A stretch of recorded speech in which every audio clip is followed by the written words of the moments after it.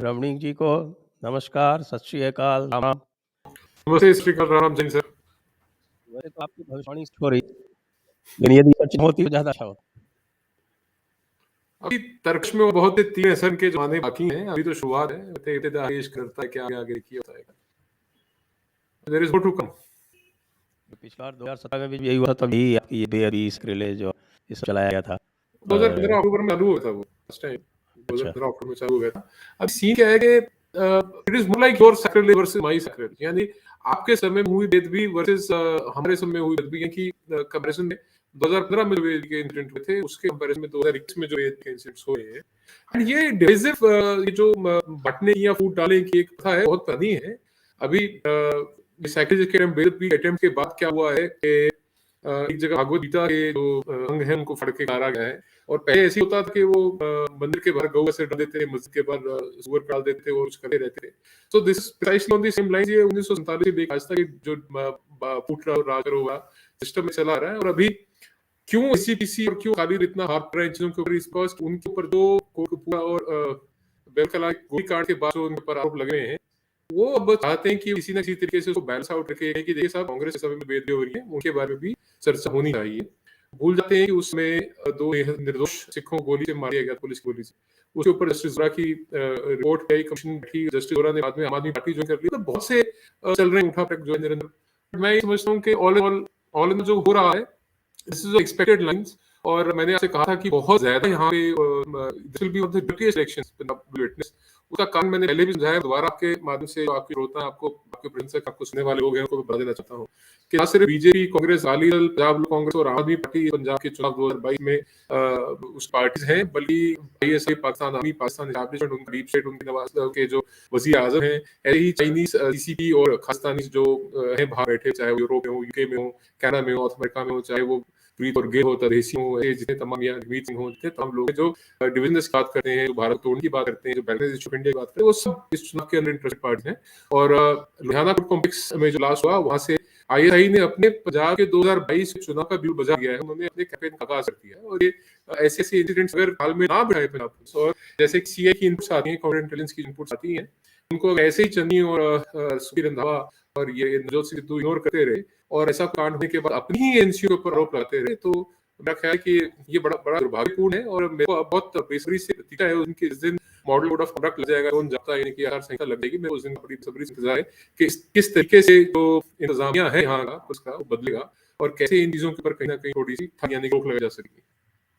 जी, और एक प्रश्न और भी उठता है। वैसे तो आज संयुक्त समाज मोर्चा मैदान कूद गए, मैं देख रहा था। किसान संयुक्त किसान मोर्चा, हाँ, उसका पॉलिटिकल पार्टी का नाम संयुक्त समाज मोर्चा। हाँ, 22 पार्टियों का एल्गमेशन है। देखिए, ये पहले दिन से कह रहा था, आई डोंट नो, मेरे को ना उस वक्त लोगों ने बहुत गालियां दी, तू ये करा है, तू कौन फलाल करा है, तुमने लोग। मैंने पहले दिन से कहा था कि टोटली पॉलिटिकल है, क्योंकि इसके जो किरदार हैं वो सारे राजनीतिक हैं, चाहे वो गुलाम चुन्नी हो, राकेश टिकैत हो, वो आपका योगेंद्र यादव हो, आपके ये आनंद, इस राजनीतिक लोग साथ जब राजनीतिक लोग किसी चीज को लीड करते हैं, विश्व रूप से राजनीतिक लोग जब उसके ऊपर आगे आके सेंटर स्टेज संभालते हैं, तो निश्चित रूप से उसके अंदर राजनीति होती है। राकेश टिकैत अब जय चौधरी के साथ हम कर रहे हैं, यहाँ पे चुन्नी ने अपनी पार्टी बना ली है, 22 लोग नहीं, सच्चाई है ये। और 22 लोग 22 जो संगठन मिलकर अच्छा है, इट्स गुड। आप आइए, राजनीति की जो दाव पेच हमको समझिए कैसे राजनीति की जाती है। आप आइए, इंस्टीट्यूट लड़के की एनार्किज्म, एक एनार्किज्म फैला के राज में आना, ये एक अरविंद केजरीवाल तो कर गया वो आंदोलन का लाभ लेते हुए, और सब तमाम जो उस वक्त राइट थिंकिंग पीपल थे उसके अंदर पतंजलि योग पीछे रामदेव ने भी साथ दिया, उस वक्त बीजेपी ने भी साथ दिया उस वक्त नंदा मूल को। अब क्या है कि अब अरविंद केजरीवाल जो है वो एनार्किज्म फैला ला के जी उसको गाली दो, इसको बोलो ये गंदा है, वो चोर है, डकैत है, ये तमाशा, ये डील है, बाद में माफी मांग लो जब उनका डर सिर पे आ जाए। तो ये एनार्किज्म फैलाने की, लोगों के बीच में बम फैला के राजनीति करने का एक जो तरीका है, उसको छोड़कर ये मिस्ट्री में आएंगे। अब देखते हैं कि ये जो संयुक्त समाज मोर्चा है, ये किस तरीके का गवर्नेंस प्लान लेके आते हैं, किस तरीके का मैनिफेस्टो लेके आते हैं, क्या बातें करते हैं। लेट अस सी, देखने वाली बातें होंगी। अभी भी मैं बताऊं, अभी भी बहुत हलचल होनी बाकी है। अभी क्रॉस ओवर यहाँ से वहां यहाँ टर्न को ये वहां बोला ये आ गया, अभी बाकी है, सब चलेगा थोड़ा। इससे पहले हम पॉलिटिकल लिटरेटी में आए, एक और जो बहुत बड़ा इशू जो मेरे अनुसार है वो ये है कि आपके अमृतसर गोल्डन टेबल में जो भी हुआ स्वर्ण मंदिर में, दुर्भाग्यपूर्ण था, लेकिन उस व्यक्ति को जिसको पीट पीट कर मार डाला गया, उसमें एफआईआर भी आज तक रजिस्टर नहीं हुई है। मुझे भारत के इतिहास में ऐसा कोई प्रकरण याद नहीं है जिसमें किसी की लिंचिंग हो जाए और एफआईआर तक ना हो। सब ह्यूमन राइट्स ग्रुप और ये सब कहाँ जगह? ये 2-3 चीजें इसके अंदर मैं आपको वाज़ेह तौर पर बताता चलूं। 1708 में साहिब कमाल सिंह पिता गोविंद सिंह महाराज जे पाशाह ने नांदेड़ में वचन किए थे, सब सिखन को हुक्म है गुरु मान्यो गुरु ग्रंथ जी मान्यो कटगुआ की थे, चोरब को मिल पुछ है कुछ शब्द मिले आज करेगा खालसा की रहना कोई पार हो सब देंगे उसे शर जो है। तो गुरु ग्रंथ साहब इज अ लिविंग गुरु अरस, गुरु साहब की गुरु ग्रंथ साहब की वेद भी कोई बर्दाश्त नहीं करता, इसके अंदर संदेह नहीं है। बट तो एक हमारा धर्म का विषय जहाँ संविधान की बात आती है, किसी को जाने मारना भी सही नहीं है, उचित नहीं है, विशेष तौर पे दरबार साहब जैसे मुकद्दस और पाक जगह एक पवित्र जगह है। उसको यदि इन्होंने मारा है तो उसके ऊपर निश्चित रूप से एफआईआर दर्ज करनी चाहिए, राजनीति उसके ऊपर नहीं करनी चाहिए। तत्कालीन जो सरकार है उसको एक जो विधान का तरीका है उसको निभाते हुए, संविधान की मर्यादाओं को रखते हुए, कानून व्यवस्था को रखते हुए पर्चा दर्ज करना चाहिए। और उसके अंदर इस बात की तफ्तीश गहन होनी चाहिए, वो व्यक्ति कौन था, कहाँ से आया था, उसका मोटिव क्या था, उसके पीछे कौन लोग थे, कोई थे भी ये नहीं थे। नंबर एक। नंबर क्या ये उन्हीं के द्वारा या किसी और के द्वारा ऐसे व्यक्तियों द्वारा कांड किया व्यक्ति था, किसको कहा गया कि तुम वहां पे इस प्रकार का अटेम्प्ट करो ना करो, क्या मालूम क्या कहानी थी। अब स्पेकुलेशन 50 की लग सकती है, बट बेहतर होगा कि वो जिंदा पकड़ा जाता, उसकी तफ्तीश होती है और पता लगता है कि सच्चाई क्या है। नंबर एक बात है। नंबर दो बात है, चूंकि वो जिंदा नहीं है और वो मार दिया गया तो पर्चा दर्ज होना चाहिए, दोनों पर्चे दर्ज होने चाहिए, सैक्रिलेज का पर्चा दर्ज होना चाहिए और मारने का पर्चा भी दर्ज होना चाहिए, और दोनों की बराबर तफ्तीश होनी चाहिए कि उसका बैकग्राउंड क्या था, कौन था, कहां से आया था। नंबर एक। नंबर दो कि और को मार किन लोगों ने मार, उसके अंदर कौन लोग मुलव्वस थे, उनको बराबर जो चाहे वो व्यक्ति यदि देखिए वास्तव में आतंकवादी था तो एक अलग विषय है, वास्तव में वो किसी ऐसी बहाना से आया था तो एक बात अलग है। जो नजर आ रहा था वो ये दिख रहा था कि वो फंद के गया, उसके हाथ में क्या मैंने देखा नहीं, पर उसको मार दिया ये उचित नहीं था। नंबर एक बात। नंबर दो बात, अब उसका किस प्रकार से लाभ लिया जा रहा है। प्रीत कौर गिल जैसे जो यूके के पार्लियामेंट मेंबर है, एमपी है, वो कह रहे हैं कि हिंदू आतंकवादी था।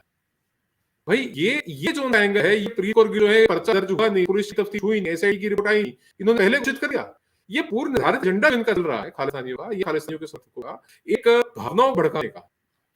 खास तौर पे जब दरबार साहब जैसी मुकद्दस जगह पे, एक ऐसी पवित्र जगह पे जो हमारी बहुत महत्वपूर्ण है, सबसे महत्वपूर्ण जगह है, वहां पे ये ऐसा होता है और उसके बाद आप भावनाओं को बढ़ाने की कोशिश करते हैं। तो आप ये कहने के बजाय देखिए, जब किसी मुस्लिम समुदाय का व्यक्ति होता है या मारा जाता है तो कहते भटका युग होता, और यहाँ होता है तो बोलते हिंदू आतंकवादी। ये नैरेटिव उनसे अलग अलग के मानदंड है, वो टॉलरेबल नहीं है। और बहुत सारा कुछ जो पिछले दिनों में हुआ उसके अंदर मैं ये समझता हूँ कि कहीं ना कहीं बहुत बड़ी कॉन्स्पिरेसी की बुआ है। और जैसा कि मैंने लुधियाना ब्लास्ट के केस में कहा कि ये उनके चुनावी कैंपेन का आगाज है ऐसा ही, और वो अटेम्प्ट करते रहेंगे। जैसे कि आज एक एंगल आया, जर्मनी में बैठे कुछ युवा थे, उनका जिसके अंदर लिंक है, मुरानी है, वो पाकिस्तान में बैठा हुआ, उसका एक लिंक है। तो कई सारी चीजें हैं जहाँ से आईएसआई का क्लियर फुटप्रिंट इसके अंदर नजर आ रहा है, और उससे पहले की जो प्रीसीडिंग घटना है उस घटना के अंदर क्या एंगल था, क्या लिखा, वो तक समझ नहीं आया। हाँ, हो सकता है कि वो आगाज लुधियाना बॉम्ब से नहीं होकर वो आगाज जो है वो स्वर्ण मंदिर से ही हुआ। परहैप्स वेरी हार्ड टू से, वो व्यक्ति है नहीं तो पता लगता तफ्तीश क्या है कहानी। हाँ, इसीलिए हो सकता है जानबूझ के उसको एलिमिनेट कर दिया जिससे पता चले कि अटके कौन तो है, अटके तो बस इसका अटके तो एंगल है। संजय कितने लगा सकते हैं हम। जी, अब वो तो तो है बात केस है, सही। It is a radish. लेकिन निश्चित रूप से जांच तो बहुत आवश्यक है, क्योंकि जो सत्य है उसके तहत तो होना अभी ही अभी चाहिए। जांचनी चाहिए, जांचनी जी चाहिए, हाँ, निश्चित और से जो लोग जो है जिन्होंने इस तरह का काम किया है, लिंचिंग की है, उनको सजा भी मिलनी चाहिए। जो आखिरकार तो कानून है ना, या तो फिर कह दे कि अब तो कानून नहीं, सा का सा मॉब जस्टिस हुआ। और ये भी देखिए कि अगले दिन जो हुआ आपके जो दूसरी इंसिडेंट हुई कपूरथला में, वो मुझे लगता है कि उसने देखा कि साहब कि अब तो लिंचिंग का ब्लड दे तो कुछ नहीं हो। जो दूसरा वाला हुआ इसमें ये पता चला कि वो तो कुछ है ही बेद नहीं, का रंग, लेंगे लिंचिंग का नहीं, बेद भी कर दे दो। हाँ सही, बेदबी का रंग दे तो कुछ नहीं होगा आगे। वो गिरफ्तार हो गया कल, फर्जी हाँ, गिरफ्तार हो गया। है। वो पुराना कैट है जी, पुराना खालिस्तानी है, वो मेन स्ट्रीम में आ गया था, उसको मेन स्ट्रीम में ले आई ये कैट। पहले वो खालिस्तानी हटा था, आतंकवादी था अपना, उसको उसके हैंडलर्स को नए, बड़ी सारी बातें हैं। वो तो अब एक बिल्कुल ओपन सा सीक्रेट हो गया कि कौन है वो मिशन का अफसर जो इनको हैंड कर रहा है, इनको चला रहा है। उसको शक दायरे में लेना चाहिए, उसको भी 30 दायरे में लेना चाहिए। ऐसा आदमी वो पूरे 200 करोड़ की घोषित आयत आता नहीं आईपीएस के, तो उसको तो निश्चित रूप से पता करना चाहिए भैया क्या था। कितनी नहीं सच बताऊं, ये फैक्ट है। हाँ जी, हाँ जी, हाँ जी, हाँ जी, हाँ जी, हाँ जी, हाँ जी, फैक्ट है ये। सज्जन ऐसा छोड़ो साहब, मैं मेरे पे मेरे को कोऑर्डिनेट बता दो, पता लूंगा। बता दूं आपको, बता दूंगा। अब इसे चलते हैं। ऐसा ही है, ऐसा ही। देखिए मैं आपको बताता हूँ कि पंजाब पुलिस, जब मैं कुछ समय के लिए इलेक्शन पंजाब पुलिस में था, वहाँ पंजाब पुलिस के कई लोगों ने कहा कि साहब कि वो जो आतंकवाद का जो जमाना था वो हमारे लिए बड़ा अच्छा था। तो मुझे लगता है कि अभी भी, क्योंकि वो जिस तरह की अनफेटर्ड अनट्रैवल्ड पावर पुलिस ने एंजॉय की थी उस समय टेररिज्म के टाइम पे, पंजाब टेररिज्म के टाइम पे, तो एक तबका लगता है कि पंजाब पुलिस में आज भी ऐसा है कि उसके ख्वाब देख के फिर उस तरह से जाए तो फिर हम बिल्कुल एक तरह से एक क्षेत्र राज्य करें। बड़ा काला दौर था, बहुत कार दौर था। एक पूरी की पूरी नस्ल बर्बाद कर दी हमारी, एक पूरी पूरी नस्ल को जान से मार दिया। बहुत काला दौर था वो, ऐसा वक्त था जब समझ नहीं आ रहा था कि ये मतलब पर्सनल स्कोर सेटलिंग हो रही है, या ये टारगेट किलिंग हो रही है, या ये पुलिस से कोई अपने दुश्मन को मरवाने के लिए डरौती देके मरवा दिया करते, कुछ लोग हथियार बंदे जो सर वो दौर, बस मैं ये ना याद करिए आप, वो दौर नहीं आना चाहिए। बार-बार इसलिए कहता हूँ कि कुछ ऐसे राजनेता हैं जिनको पंजाब की सत्ता से दूर करना पड़ेगा। अगर पंजाब सुरक्षित चाहिए, बातें बड़ी-बड़ी करते हैं पंजाब के हक में, पंजाब के हित में कि पंजाब है होना चाहिए, पंजाब और होना चाहिए, सड़क वगैरह पंजाब होना चाहिए। मतलब कहने की बातें अच्छी लगती हैं, बट जब आप बाद में उनके स्टेटमेंट को कॉरबोरेट करते हैं, तो आप देखते हैं कि वो मतलब उतनी सच्चाई नहीं है उन लोगों के अंदर जितनी वो दिखाने की कोशिश करते हैं। तो वो एक कला है भारत के इतिहास में, पंजाब के इतिहास में। वो सम्मान ना आए, वो ज़माना ना आए, ये कुछ सभी लोग बुरे नहीं हैं सर, पर ये कुछ लोग हैं जो ब्लैक शीप हैं इसके अंदर। और हो सकता है कि उनकी ऐसी नीयत हो कि वैसा में दोबारा आ जाए और उनको फ्री हैंड हो। पर अभी भी Punjab police is probably one of the police which is very high handed police. अभी मैं समझता हूँ कि जिसका कनेक्शन नहीं है, जिसकी पहचान नहीं है, उसको मतलब समझती कुछ नहीं sir. Delivery of justice is very difficult. वो अब तक रहेगी जब तक करप्ट पॉलिटिशियन, करप्ट ब्यूरोक्रेट और करप्ट पुलिस का जब तक नेक्सस नहीं टूटेगा ना। ये तो ठीक है ना, या ब्यूरोक्रेसी साफ हो जाए, ठीक हो जाए, या कम से कम पॉलिटी जो है पंजाब के अंदर राजनीतिक लोग हैं वो ना हो भ्रष्ट, या पुलिस भ्रष्ट ना हुई, तो कक्षा ऐसा जबरदस्त बन गया कि पंजाब तो राजनेता भी भ्रष्ट है, पंजाब की ब्यूरोक्रेसी कुछ बहुत हद तक भ्रष्ट है, पंजाब पुलिस भी कई वैसे बहुत ज्यादा भ्रष्ट है। आई एम नॉट इनकी सब लोग भी हैं, बट बहुत लोग हैं ऐसे। और ये कंकॉक्शन जो है वो एक दूसरे को ढूंढ लेते हैं। करप्ट पॉलिटिशियन को करप्ट ब्यूरोक्रेट मिल जाता है, करप्ट ब्यूरोक्रेट को करप्ट पॉलिटिशियन मिल जाता है, और उनको इस्तेमाल करने के लिए करप्ट पुलिस ऑफिसर मिल जाता है। इनको एक दूसरे खोज लेते हैं, मिलते हैं, बना लेते हैं, अपना कंकॉक्शन अपना ग्रुप बन लेते हैं। जी। अब हम थोड़ा-सा जो इस पॉलिटिकल रैमिफिकेशंस जो जिस तरह से चल रहे हैं, जो पॉलिटिकल लोग के बयान आए हैं, उसके बारे में कि लोग जो हैं इसमें अपनी जगह, अपनी ज़मीन किस तरह से ताश कर रहे हैं, इसके बारे में थोड़ी-सी बात कर लेते हैं। तो सिद्धू का स्टेटमेंट है, उसको आप कैसे देखते हैं? अहम का 100% अहम का ज़हनी तौर पे वो आदमी बीमार है, उसका ज़हनी तवाज़ुन ठीक नहीं है, उसको इलाज की ज़रूरत है। जो आदमी भारत के संविधान की कसम खा के पब्लिक रिप्रेजेंटेटिव हो, जनप्रतिनिधि हो, वो एक एक्ट ऑफ टेरर, एक आतंकवादी घटना के तुरंत बाद ये कह दे कि एजेंसियां, भारत की एजेंसियां इसके शक के दायरे में, कि लोकतंत्र गणतंत्र बना दिया, एजेंसियों को इस्तेमाल कर रहे हैं। एक पर्टिकुलर एक कम्युनिटी को एक कम्युनिटी को अलग करने के लिए, एक कम्युनिटी को टारगेट करने के लिए किया जा रहा है। जी, यकीन मानिए, मुझे लगा कि ये शायद लश्कर तैयबा का कोई प्रवक्ता है, या पाकिस्तान के फॉरेन ऑफिस का कोई प्रवक्ता है, या डीजीएसपीआर ऑफिशियल का प्रवक्ता है, जो आके बोल रहा है, उनके ऊपर इल्जाम ला दिया भारत ने कि उन्होंने एक आतंकवादी घटना को अंजाम दिया है, और वो यही कह रहे हैं कि साहब ये हमारी एजेंसियों का काम है। इतना वो हमेशा ही कहते हैं। आदमी, इतना बेशरम, इतना निर्लज आदमी, तफ्तीश करी तुमने? तुमको कैसे पता? How do you reach the conclusion कि ये देखिए क्या है सर, कि मेरा ख्याल है कि कई बार ऐसा होता है, कोई आदमी अच्छा बोलना जानता है, उसको लगता है कि शायद बहुत अच्छा बोल रहा हूँ, बहुत बेसुरा बोल रहा है सर, बहुत गलत बोल रहा है वो। अगर आपको अपने, देखिए आप भावी मुख्यमंत्री अपने को दिख रहे हैं, और आपको अगर अपनी एजेंसी के ऊपर एतबार नहीं है, और ये जो फॉलो है सर, पिछले 3 से 4 महीने के दौरान जो एक डिसइंटेंट इन्होंने जो बेहतरी दिखाई है केंद्रीय एजेंसियों की तरफ। पहले इन्फॉर्मेशन शेयरिंग होती थी, पंजाब की सीआई, पंजाब की सीआईडी, पंजाब की इंटेलिजेंस केंद्रीय एजेंसियों के साथ तालमेल रहती थी। मैं आपको आपके चैनल पे जिम्मेदारी बताना चाहता हूँ कि 2014 से लेके और 2021 के दिसंबर महीने तक किसी भी सीआईसीटी एरिया के बाहर कोई विस्फोट नहीं हुआ था। वो 8 साल का जो रिकॉर्ड है वो टूटा है, तो टूटा है लुधियाना में, और चुनाव से ठीक पहले 8 साल का रिकॉर्ड। सीआईसीटी एरिया जिनको नहीं पता, बता दूं, सीआई इज काउंटर इंसर्जेंसी और सीटी इज काउंटर टेररिज्म। जिस दो एरियाज इंसर्जेंसी से टेररिज्म से प्रभावित है, उनके बाहर ये पहला विस्फोट था। जयपुर में विस्फोट हुआ है, दिल्ली में विस्फोट हुआ, सरोजनी नगर में विस्फोट हुआ है, हैदराबाद में विस्फोट, बॉम्बे में विस्फोट हुआ है। बॉम्बे में तो 26 की आग की घटना हुई है, इतना छुआ है। 8 साल के बाद ये पहला विस्फोट हुआ है भारत की धरती पे, जो सीआईसीटी एरिया बाहर है, और उसका इल्जाम भारत के ऊपर ही। तो संजय सर, आप हिसाब लग सकते हैं कि ये आदमी इसकी भाषा बोल रहा है, ये टिपिकल लाइन है।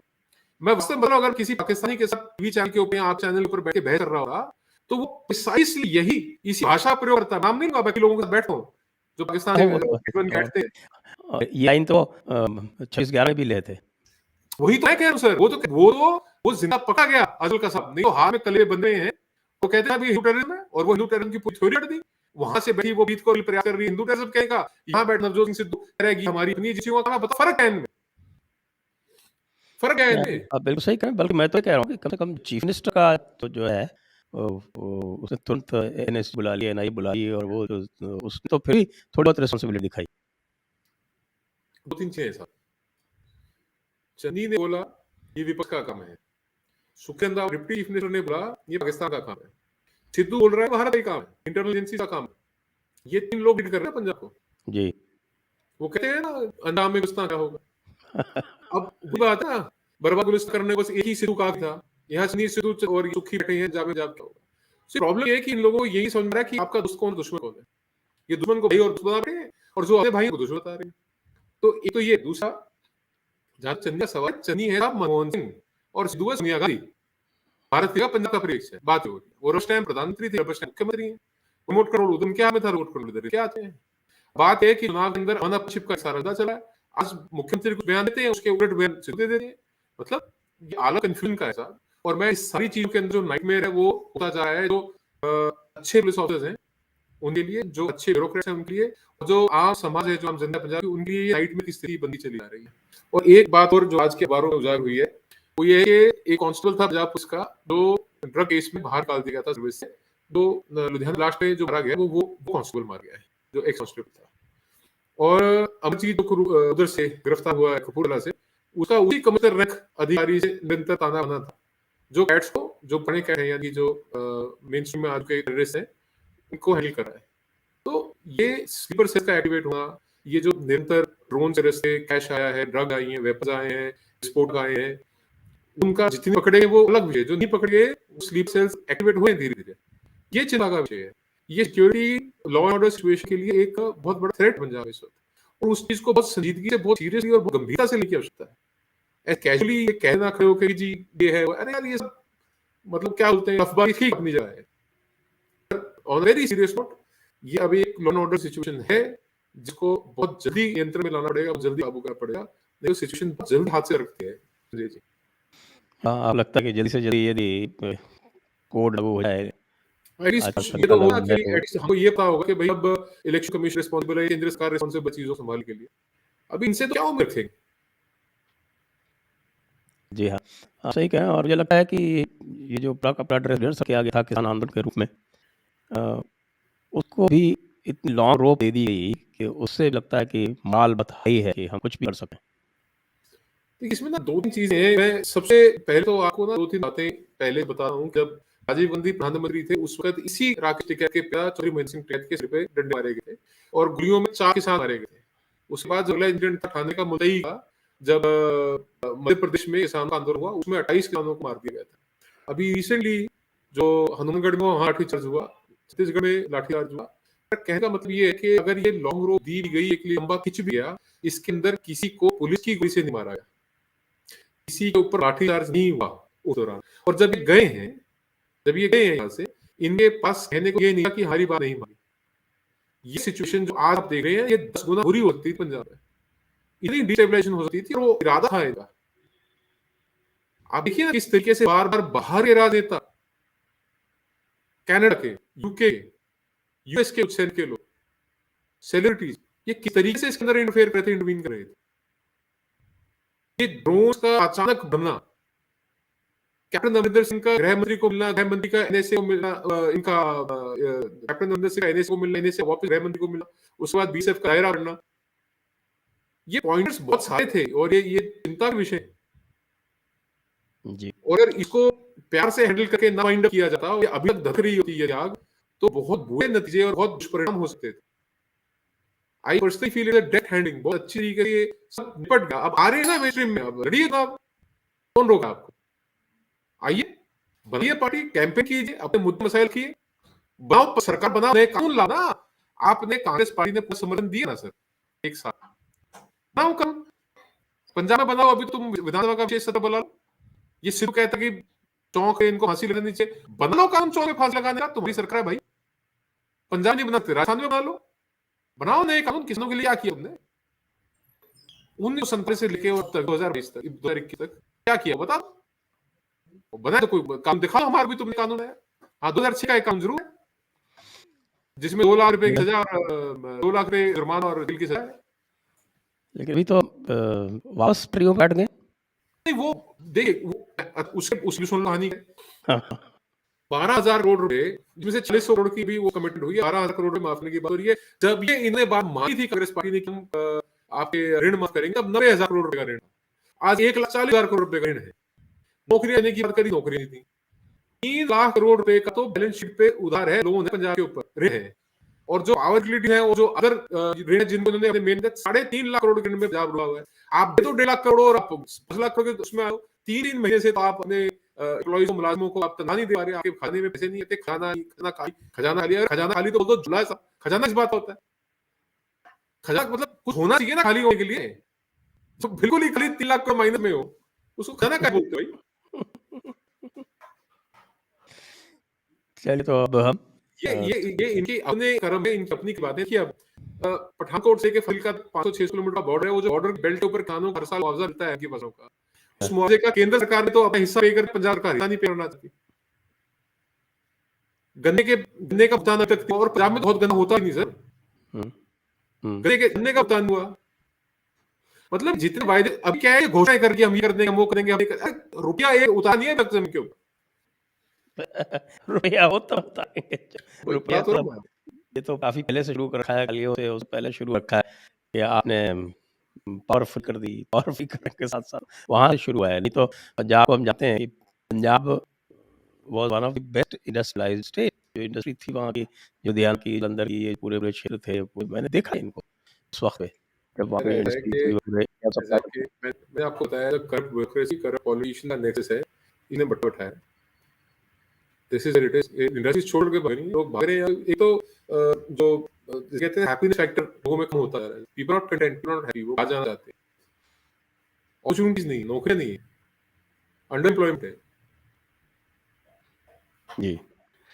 तो रवीन जी, अब हम कुछ सवाल लेते हैं।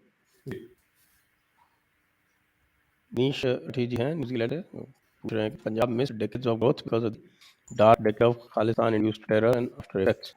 Do you think this missed chance of prosperity is the reason behind current disturbance? नहीं। When you miss a bus, you can always catch the other one. ठीक है, अब ये नहीं है कि आपने वो एक मौका खो दिया, अब उसके बाद कुछ है ही नहीं आए। बात ये है कि अपॉर्चुनिटीज क्रिएट की जाती हैं, अपॉर्चुनिटीज क्रिएट की जाती हैं पॉलिसीज के रास्ते, अपॉर्चुनिटीज क्रिएट की जाती हैं सिटीजन सेंट्रिक मुद्दों को लेके, प्रोग्रेस सेंट्रिक मुद्दों को लेके, जहां पे आप इंडस्ट्री को लाते हैं, सर्विस सेक्टर को लाते हैं। आप agri base agro industry Punjab उतनी क्यों नहीं, इतनी होनी चाहिए। हम बार सुनते हैं साहब, ये आलू जो है डंप कर दिया सड़कों पे, स्टार की इंडस्ट्री लग सकती है, स्टार की बहुत डिमांड है स्टार की इंडस्ट्री को, ऐसा नहीं कि स्टार की इंडस्ट्रीज नहीं, रिक्वायरमेंट्स है। टमाटर फेंक देंगे, टमाटर का भी प्रोडक्ट्स बनते हैं, टमाटर के और बहुत प्रोडक्ट्स बन सकते हैं। एग्रो इंडस्ट्रीज को फोकस नहीं है। मतलब you left people Punjab high and high. जितनी आज तक पंजाब में ग्रोथ हुई है, जो हुई है, वो बिल्कुल जो है ना, एक अनडाउटेबल स्पिरिट, एक डोमिनेंट स्पिरिट है जो पंजाबियों की, उसके आधार पर हो रही है। सरकार का क्या कंट्रीब्यूशन है उस भाई? सरकार ने जो नेचुरल रिसोर्सेज है पंजाब के, जरिए आपका माइनिंग है, वो मिनरल है, वो मिनरल आपका स्टेट का resource, you are raping the state. आप तो बस 2-4-5 लोग आपके हैं, आप आर इंडस्ट्री में रोन रूट है पंजाब में जिसपे बसें चल सकती हैं। सरकारी बसें अच्छी लीजिए, प्राइवेट बसेज हैं तो उनसे आप प्रॉपर रेवेन्यू लीजिए। हर एक चीज में माफिया राज है। ये कहते हैं माफिया राज खत्म कर देंगे, कब करोगे? कब? I will give classic example sir. Captain Amarinder Singh और मुख्यमंत्री एक बार हेलीकॉप्टर से आ रहे थे, तो एक एरिया में उन्होंने देखा माइनिंग होती हुई थी, तो उन्हें उतरते ही पैर फोन किया एसपी को, कंसर्न को, बंदे धर, वहां पे मैं देखी माइनिंग होती, उन्होंने बंदे धर लिए, तो आधी कैबिनेट और 20 उनके एमएलए चले आ रहे हैं शाम को सीएम रेजिडेंस पे, कि सब छोड़ मारे आदमी। तो भाई आप बताओ ना, कहोगे क्या? ये करप्ट पॉलिटिशियन, और मैं बात हो रहा हूँ करप्ट ब्यूरोक्रेसी का जो एक्सेस है, या तो वो गोड डाल लेता है एसपी, भाई मैं दे अंदर में छोड़, अब करा जो जमा करवा दे, आल्सो कैलकुलेट, वो भी कुछ नहीं पॉसिबल नहीं है, समझ रहा हूं, बट इन दे कैलकुलेट ना। अगला प्रश्न, अशोक जी, educated Punjabi youth have go abroad to work because they don't feel comfortable working in other parts of India. This has also led to downgrade Punjabi culture and thought. नहीं, तो पहले तो आप यहाँ समझो कि educated Punjabi youth have made it's mark globally. जितना contribute Punjabi diaspora ने किया है प्रोग्रेस कनाडा की में, प्रोग्रेस यूके की में, प्रोग्रेस यूएस की में, मैं नहीं समझता कि किसी भी माइग्रेटेड पॉपुलेशन ने उतना कंट्रीब्यूट किया होगा। अब ये है ना कि आप भारत किसी और हिस्से में जाके काम नहीं कर पाते या कंफर्टेबल फील करते, तो it is utterly nonsense. As a matter of fact मैं आपको बता दूं कि जो जिनको मैं जानता हूं, मेरे जो दोस्त हैं, जो कोई यहाँ से चेन्नई चला गया या बैंगलोर चला गया, हैदराबाद चला गया, पुणे बॉम्बे चला गया, दे डोंट कम बैक, कहते हैं खुश हैं। मेरे साथ मेरे दोस्त जो गुड़गांव सेटल्ड हैं, यार खुश है, बढ़िया बेटा बच्चा। बट आपको ऐड कर, बहुत सारे एग्रीकल्चरिस्ट हैं, वो जमीन बेच के एमपी जमीन खरीद, कर्नाटक में जमीन खरीद खेती कर रहे हैं।